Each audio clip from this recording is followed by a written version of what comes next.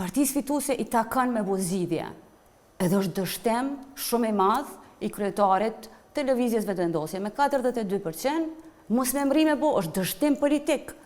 Ti ke mri, dështim politik. Dështim politik, sepse ti nuk ke mri me bo një koalicion, e kanë mri partitë e tjera me 30 disa %, 31-32% me funksionalizu qeverin. Ti nuk ke mri. Në më thonë, jetë i dështum.